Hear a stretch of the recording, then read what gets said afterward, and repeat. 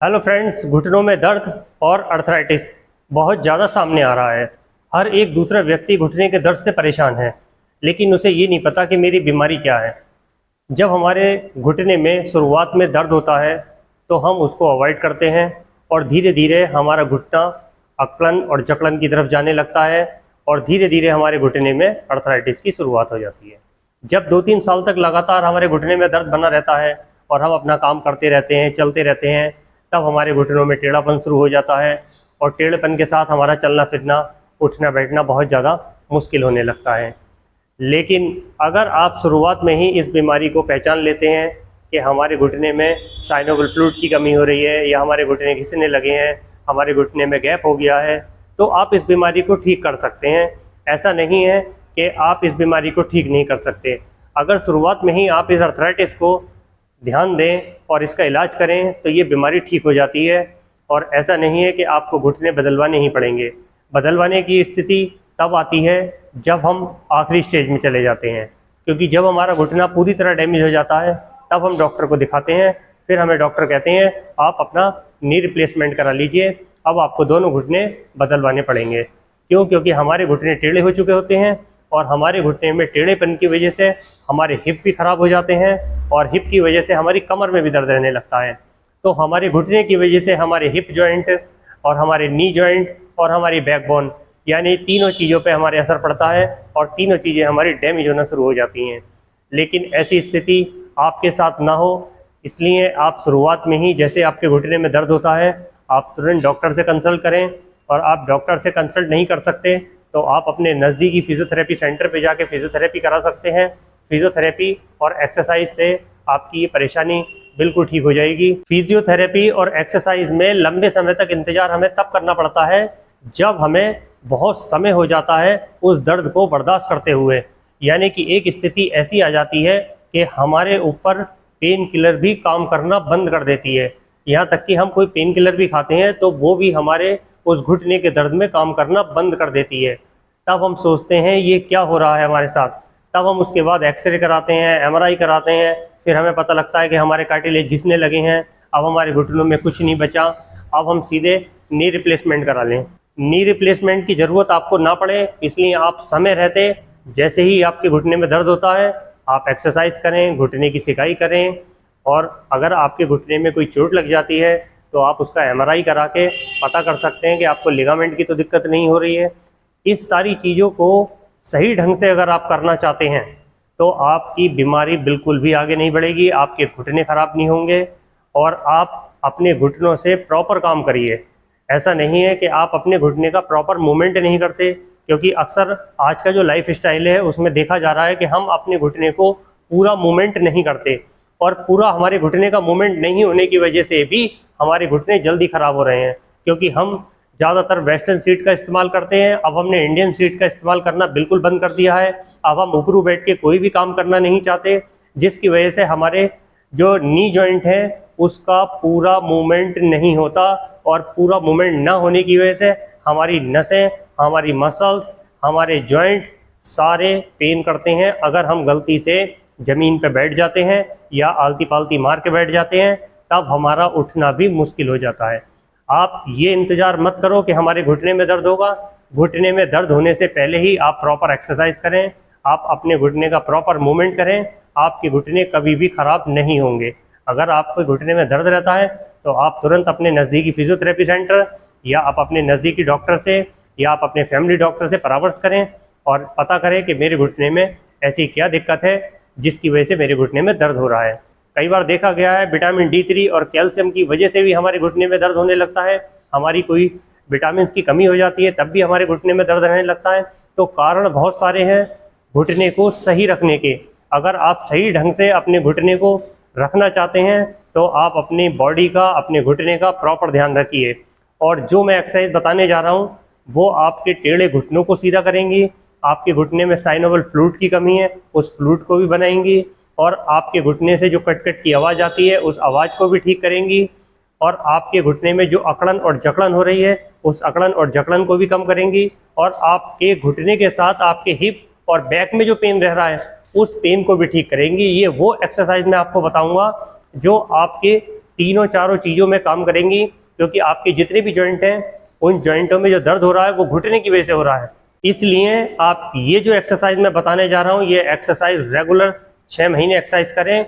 6 महीने में आपके टेढ़े घुटने सीधे हो जाएंगे, आपकी कमर का दर्द ठीक हो जाएगा, आपके घुटने का दर्द ठीक हो जाएगा, और आपके जो पैरों में स्टिफनेस बहुत ज़्यादा रहती है वो स्टिफनेस भी ठीक हो जाएगी। अब स्टार्ट करने जा रहे हैं हम एक्सरसाइज हमें कैसे करनी है। अब हम बताने जा रहे हैं टेढ़े घुटनों को सीधा करने के लिए फर्स्ट एक्सरसाइज में मैंने इस तरह से एक ये बेल्ट ले लिया है।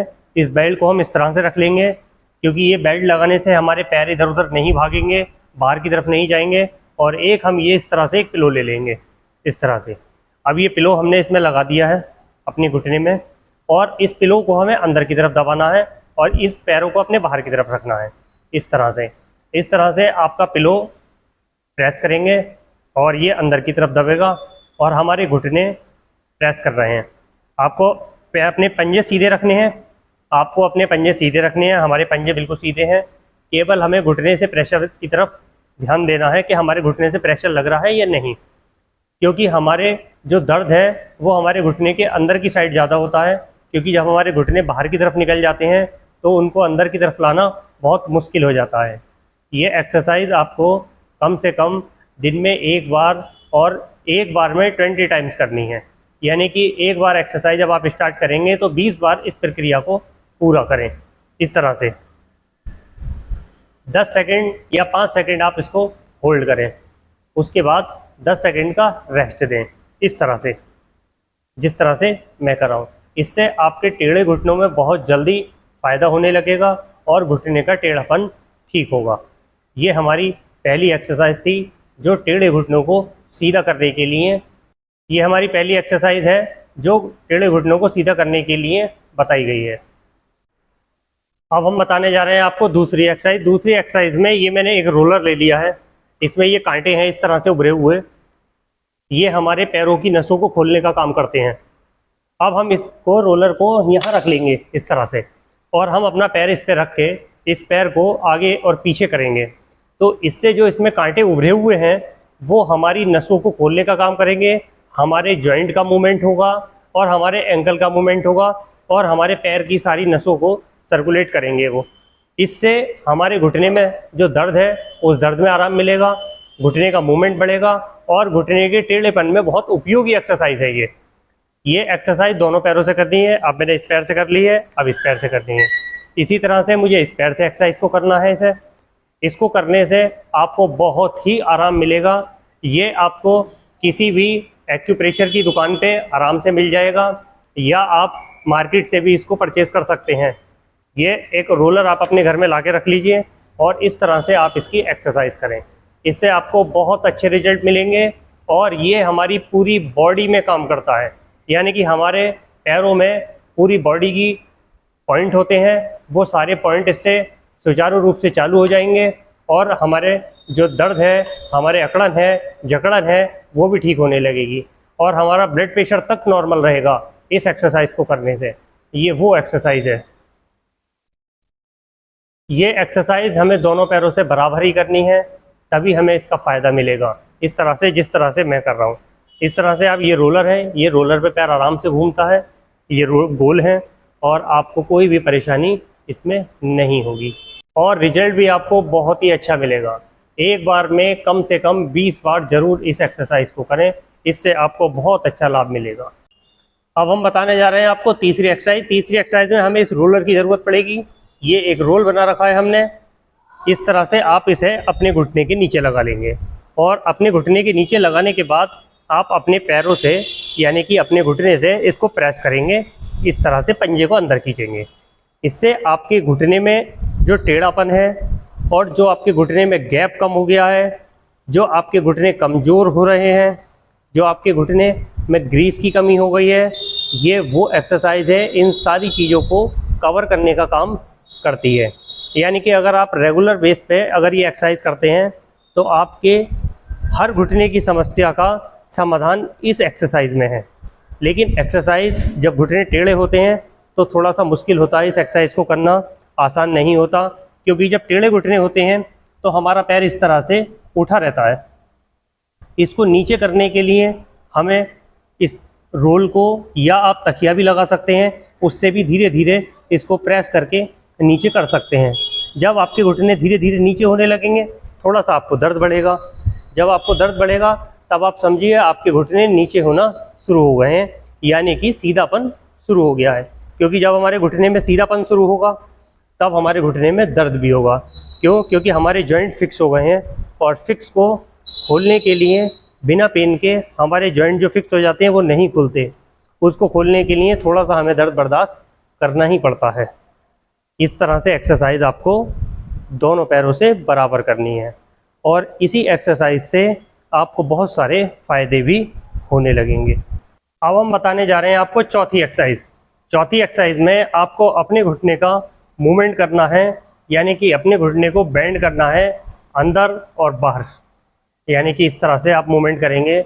आपका पैर जो आगे और पीछे होने में परेशान करता है, जो आपके घुटने में अकड़न और जकड़न रहती है, उस अकड़न और जकड़न को ये एक्सरसाइज कम करेगी और घुटने का आपका मूवमेंट बढ़ने लगेगा।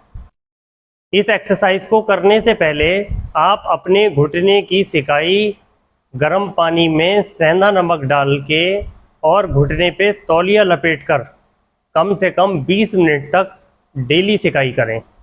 उस सिकाई को करने से आपको बहुत फ़ायदा होगा और आपको एक्सरसाइज करने में भी बहुत आराम मिलेगा।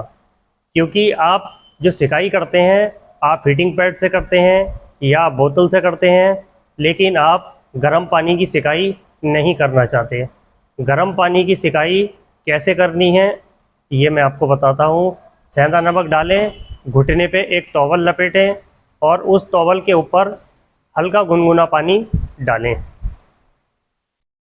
जब पानी हल्का गुनगुना होगा तब धीरे धीरे उसकी अच्छी सिकाई होगी, और तेज़ गर्म पानी से सिकाई नहीं होती, केवल स्किन हमारी जलने लगती है। अब हम बताने जा रहे हैं आपको पांचवी एक्सरसाइज।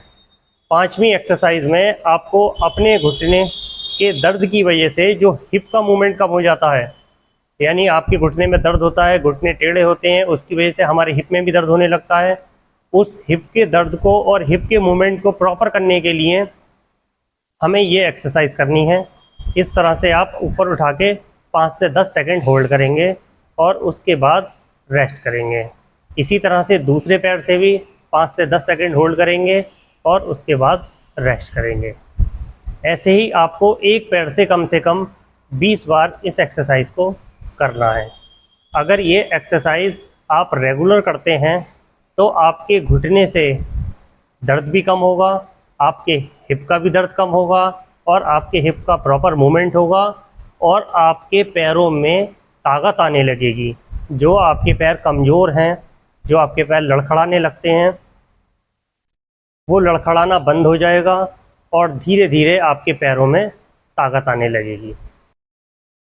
जब हमारे हिप का और नी का मूवमेंट पूरा नहीं होता तब हमारे घुटनों में दर्द के साथ हमारे घुटने और हमारे पैर कमज़ोर हो जाते हैं और हमारे पैरों में पहले जैसी ताकत नहीं रहती। इसीलिए आप इस एक्सरसाइज को करके अपने पैरों में नई ताकत ला सकते हैं, और इस एक्सरसाइज से आपके हिप का भी प्रॉपर मूवमेंट होने लगेगा। अब हम बताने जा रहे हैं आपको छठी एक्सरसाइज। ये आखिरी एक्सरसाइज है, और ये एक्सरसाइज आपको इसलिए करनी है क्योंकि घुटने और हिप की वजह से हमारी कमर में भी दर्द होने लगता है और कमर झुका के हम चलने लगते हैं, जिसकी वजह से हमारी कमर में स्टिफनेस बनी रहती है और हमारी जो स्पाइन है वो स्टिफ होने लगती है। इसी कारण से हमारा जो हिप का मूवमेंट कम होता है, उसकी वजह से हमारी कमर में अकड़न और जकड़न होने लगती है। इस एक्सरसाइज को करने से हमारी स्पाइन भी फ्लेक्सिबल बनी रहेगी और हमारा जो दर्द है वह भी ठीक रहेगा।